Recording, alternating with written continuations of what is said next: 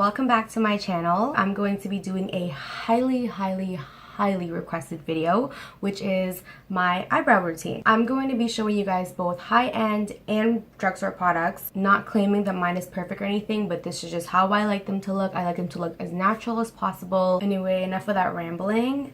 Let's get started. Homegirl, did you subscribe yet? Make sure you subscribe down below so you don't miss out. You're not gonna want to miss my next videos, my next videos, my next videos. So make sure you subscribe.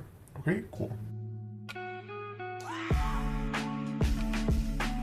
So today I'm going to be using my Anastasia products, but I do have some dupes for you guys that are very comparable to the Anastasia one. Before I started using the Anastasia product, I used to be obsessed with the E.L.F. brow kit. And this is in the color medium.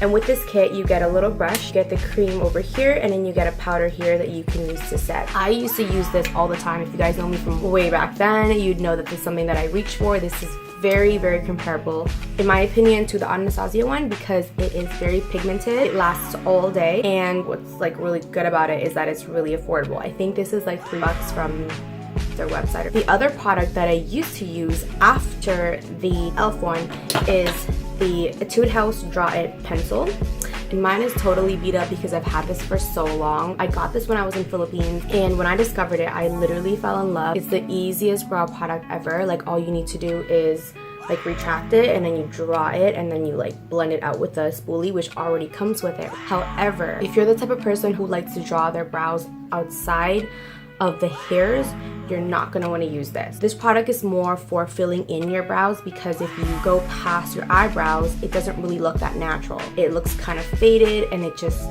yeah, it doesn't look good. You can try packing it on, but for me personally, it did not work. If anything, the more times I packed it on, it just rubbed off the product that was already there. But nonetheless, it's a really great product. It lasts all day, very pigmented. It's a nice match for my color, my hair color. And yeah, so I'm not really too sure if this is considered a drugstore or a high-end in Philippines because I bought mine from the SM department store, and they had like a Etude House booth, and it wasn't Filipino money. It was in peso, so I don't know how much it really costs. But I'll have it linked down below for you guys if you are interested in it. I'm going to be using my Anastasia products for today because this is my current brow routine, but the application is just the same if I were to use the E.L.F. or the Draw It Etude House one. So the first thing that I do is I take my pomade and then I dip my brush in there. I like to start from the bottom of my brows. So I'm gonna line this part first,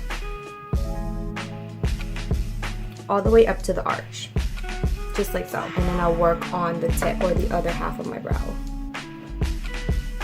And I do like to extend my tip because my tip is a little bit short. It's like half the length of what I have now, so yeah, that's how much I extend it, just to even it out with this one because this one is longer than this tip. It's like really weird, but okay. So once you have your outline from the bottom, the next thing I do, so then I'd start from the front, not all the way in the front because I don't want the beginning of my brows to be too harsh. So I like to start kind of halfway, just like so. For my arch, as you can see, it's kind of thinner than the front, and I just want to even that out, so I do tend to draw a little bit past my hairline to give me a little bit of an arch. And then I'm going to go ahead and just even out the tip. Oh, you can see in this one, see, it's very thin and very sparse, so I'm just going to go over it like so. Sometimes my arch is a little bit too light and it's not comparable to the rest of the eyebrow, so I do like to go over it a little bit just to darken it up because naturally it's not going to be as dark as your eyebrow because there's no hair there. And then whatever product you have left on the brush, you're just going to want to fill in the front of your brows all the way to the rest of the brows. It's literally that simple, you guys. It's not even hard at all. Like, that's that. My favorite part, and I think the most important part of this tutorial, is the spoolie. Before you just run out the door and think that you're done with your brows, you're gonna wanna use the spoolie to blend everything out. Because A, the spoolie, like I said, it blends everything out, making sure that everything is one. And two, you don't wanna have too harsh of a brow because then it's not gonna look natural. So I like to brush over mine, especially the front, because I like the front to be a little bit lighter than the rest of the brow. The last step that I do is the brow gel. Now the brow gel, I've been reaching for it a lot lately because I noticed that the hairs on the tip of my brows have kind of been out of place, and we don't want that. We want to slap them back into line. So what I do is I take a little spoolie thing, take out some products that's on it, because this is so pigmented. You don't need a lot of it at all. Like this, it still intimidates me to this day because it's just really dark. Anyway, so I like to start from the middle and just lightly, you don't want to press on it because like I said, this is so pigmented and it dries fast too.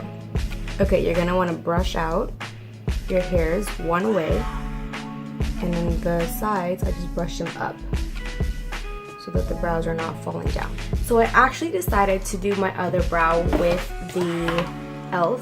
one, and as you can see, it's very, very similar. This one just looks a little bit different because I haven't put brow gel on it yet, but I'm going to. But you can see it still gives it the same effect. It looks natural as well, and it's very pigmented. Now the last and optional step, I don't do this very often because honestly, I'm kind of traumatized by it. Not trying to throw no shade or anything, but when I see females with like a really light concealer and like you can see that they cleaned their brows and outlined it, that literally terrifies me.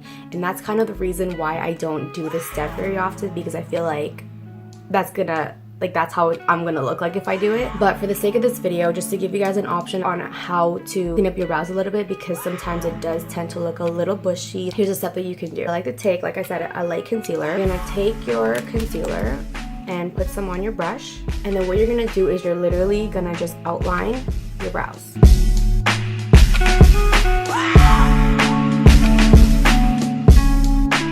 You can go over your brows a couple times until you get, you know, the line that you want. So after I have my line, I like to take my brush and literally feather it out. So you're gonna just do this. After, you're gonna take your sponge. I suggest using a sponge. I mean, you can use a brush as well, but just use a really small one. And just, yeah, dab it. And you see, it's clean. Now let's do the top.